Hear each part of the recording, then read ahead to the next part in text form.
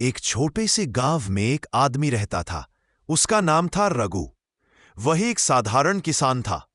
उसका जीवन बहुत कठिनाइयों में बीतता था, मगर उसके दिल में दया और प्रेम की कोई कमी नहीं थी। रघु का परिवार बस वही और उसकी बूढ़ी माँ थी। उसके पिता का बचपन में ही देहांत हो गया था। माँ ने उसे मेहनत और ईमानदारी सिखाई थी। रघु के पास जमीन तो थोड़ी थी, पर मन बहुत बड़ा था। वह रोज खेतों में काम करता, माँ की देखभाल करता और शाम को भगवान के मंदिर में दीपक जलाना नहीं भूलता। लेकिन उसके जीवन में अकेलापन था। कोई साथी नहीं था जिससे वह बात कर सके, अपने दुख सुख बांट सके। एक दिन जब रघु खेत से लौट रहा था, उसने रास्ते के किनारे एक छोटे से पिल्ले को देखा। वह ठंड से कांप रहा था और शायद कई दिनों से भूखा था। रघु ने उसे उठाया, अपनी गमछे में लपेटा और घर ले आया।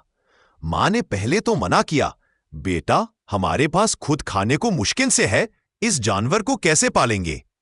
रघु ने मुस्कुराकर कहा, मां, यह भी तो भगवान की ही बनाई हुई जान है।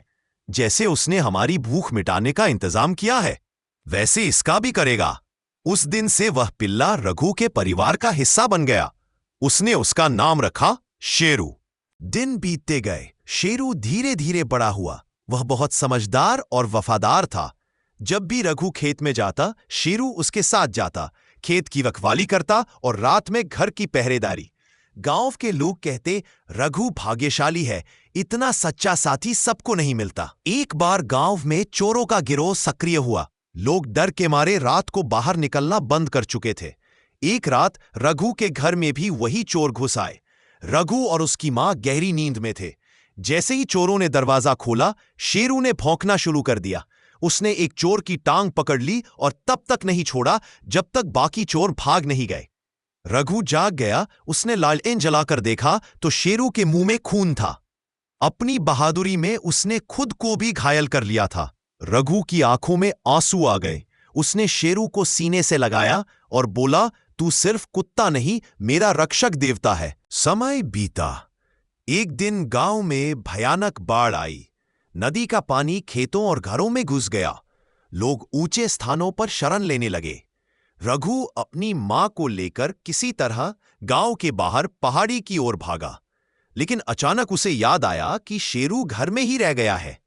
मां ने कहा, बेटा, अब मत जा, पानी बढ़ रहा है। पर रघु का दिल नहीं माना।